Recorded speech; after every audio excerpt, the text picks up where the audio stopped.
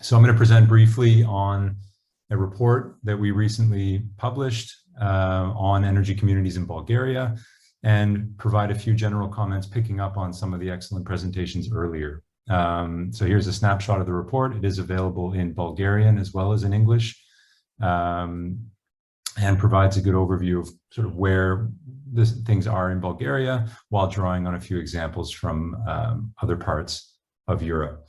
So again, I'll try to keep my remarks brief so that we can have a bit of time for discussion. I realize many of you have been here for quite a while, so I'll try to keep this interesting and hopefully a little bit controversial. Picking up on what we discussed earlier with some of our earlier speakers like Mirko, as well as some from Italy, Sara and others, you can see that making projects work, making energy community projects work is extremely difficult. So nobody should underestimate the amount of effort, time, sweat, blood, sweat, and tears, as they say, that it takes to actually get a project from conception to financing, to all the stakeholder engagement around it, to final realization and grid connection, and then ultimately sharing out the profits or dividends or whatever comes out on the other end. So it is time consuming, which means it relies on a dedicated core of people. At the end of the day, these things don't happen without people who care. So if you don't have that, it's really difficult to transplant an energy community concept in a community that hasn't been where awareness hasn't been raised and a desire doesn't exist for this to happen. So I think that's really an important point. Another dimension of this, as we see in the cases of even in Cascais in Portugal, as well as in Essen here in Germany, municipalities are key. In the beginning, and I would almost suggest the first wave of energy community projects in Europe that's occurred since the 1970s, 1980s, has had a heavy municipality focus. Stadtwerke in Germany have been a central part, much as they have in Denmark. And I suspect that's going to remain the case in the second and third waves of energy communities in the coming years. Municipalities are uniquely positioned to help encourage, foster, nurture these projects into existence. And I'll expand a little bit on that, in particular in cases like Bulgaria, where I think it's particularly vital. But as we saw from Mirko, the comments on Essen, the challenge for municipalities is, why would we even bother engaging citizens if we can just do it ourselves? So do we risk, if municipalities take the lead, how do you still get communities and actual citizens on board? And that requires additional effort, time, and again, somebody has to really care about that to build it into the project from the beginning.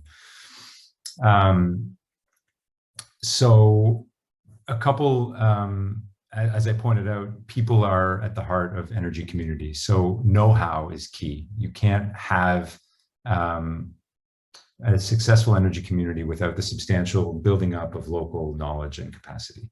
And that is not something that happens overnight. So be patient.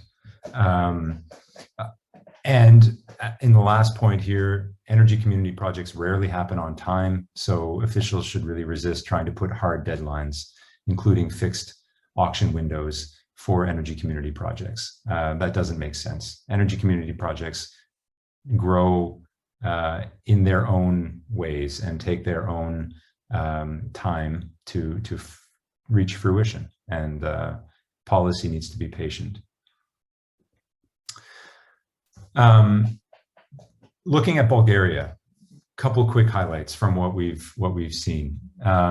Energy projects owned by communities or citizens remain rare. There is rising prosumer activity from SMEs and some larger industries, but there's still relatively little happening in terms of actual quote-unquote energy community projects. Moreover, a policy framework doesn't exist. As Radostina rightly pointed out, currently prosumers are effectively ignored in national planning in Bulgaria. And that remains a big issue for the transposition, but it's also an opportunity. Because there's nothing there, it's a tabula rasa. There is a blank slate that offers tremendous potential to get the details of this right. So I think I encourage, CSD and all the actors and stakeholders working on this to seize this opportunity, because the fact that there isn't a policy framework means that your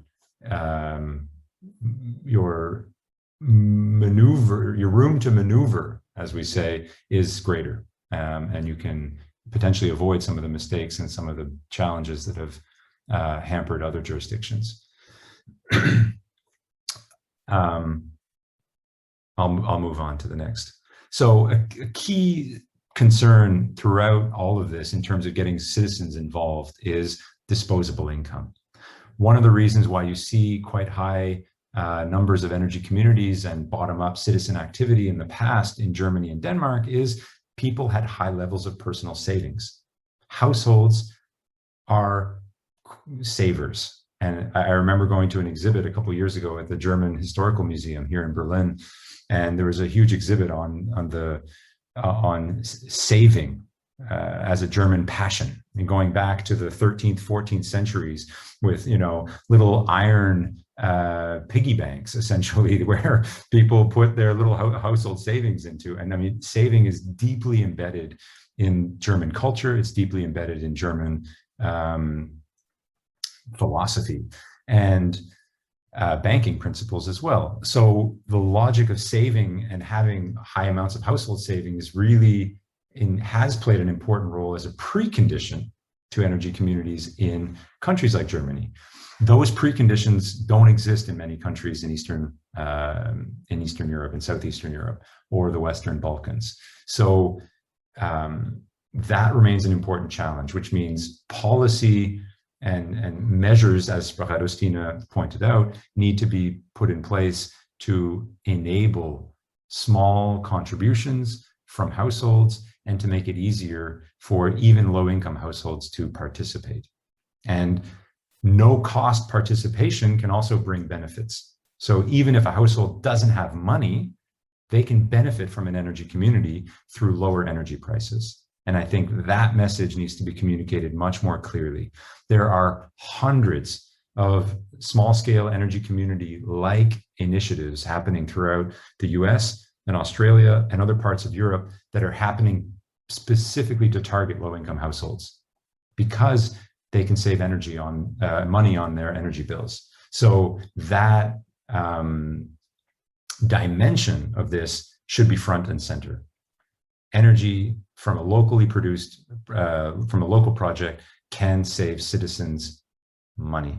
And I think that needs to be part of the pro-poor, sort of pro-energy poverty agenda here in terms of getting this to happen. Couple snapshots of what I've called here proto-energy communities. We highlight these in the report if you're interested in digging a little bit more. In Sofia, the capital, there's a district that's installed a small FIT project for an apartment complex. Burgas is one of the leading municipalities in Bulgaria that has several largely grant-funded solar PV projects that now belong to the municipality. It has published an energy plan with detailed goals and targets, and they've been successful in developing solar on daycares and kindergartens, as well as on schools. And the last municipality here is Stralza, which has been using geothermal energy as part of a combined heat sharing system. So there are early indications of community energy-like projects, but again, in the absence of a policy framework, a governing framework, these remain the exception rather than a widespread phenomenon. So one example, I realize time is short, so I just want to point to this alternative model that we haven't talked about to add to the mix, what's sometimes called solar gardens. And it has echoes in some of what we saw in Portugal, some of what we saw also in Essen and in Italy. These are essentially projects that are municipally led, in most cases, using municipal land, and they invite participation from citizens or businesses who can actually chip in money, and then the municipality essentially covers the rest. In some cases, banks are involved, but not always. Sometimes these are pure equity financed projects, and participants can essentially reduce their power bill in that way. So it's not so it would qualify under this kind of nonprofit designation. So there's a challenge even in making projects like these work, because as we saw, mobilizing capital from small players is difficult. But for large banks like the EIB or the EBRD, they really institutionally dislike small ticket sizes. It's very difficult for them to get involved in a project that's too small. So energy community projects are facing these kinds of difficulties in bottom-up finance mobilization, as well as procuring lending from traditional lenders. So mid-sized banks in between provide one potential partner. But as I've been highlighting, I really think municipalities have a critical role to play in pulling those together, because they really are, again, in between. So municipalities can identify land and roofs. All municipalities have land. Sometimes church institutions have existing large unused land tracts. Sometimes there's brownfield sites where there used to be an industry that can be, or used to be a mine or a quarry. Sites like that can be targeted and can be used for energy community projects. The municipality should do zoning to try to figure out where are the actual areas, do the analysis like we saw in Portugal's case, and analyze how much can we actually produce here. If we put solar panels, how far can we go? How much supply can we generate in theory? And then try to work out the business case to make that realizable. Credit facilities. If banks are going to have a role to play, and I would pick up on the example of Essen, there's no guarantee that banks are going to have a seat at the table here, because as we saw, it's sometimes more difficult. And if there is enough capital from the municipality and from citizens or small businesses, it's possible, and in some cases easier, to finance these projects without a lender, because getting a lender involved is also, it adds complexity too, and it adds time and due diligence requirements and a lot of reporting requirements. So some projects may find it faster and easier to do it without a bank.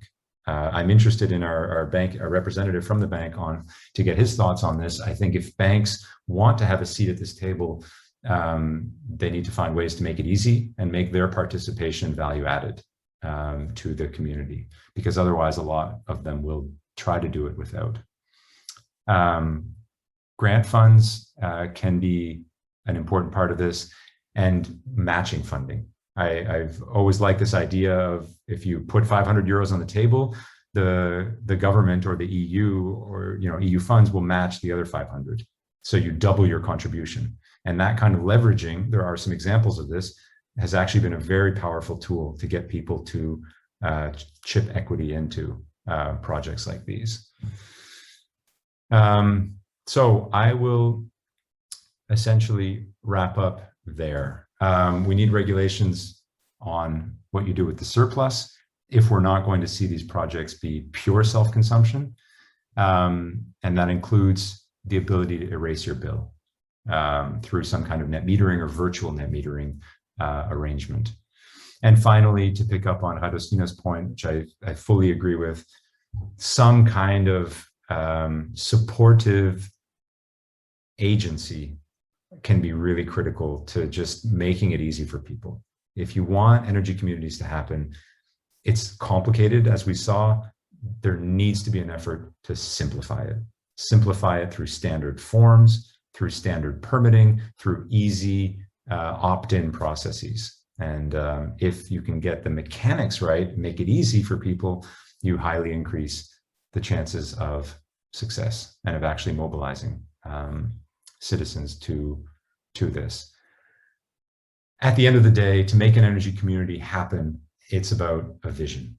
And you need people who believe in it, and you need people who are passionate about it, who care about it, to drive it forward. And I would, if I think of the dozens of energy community examples I've seen from North America and visited from across Europe, passion and a vision are really at the heart of making it work in practice.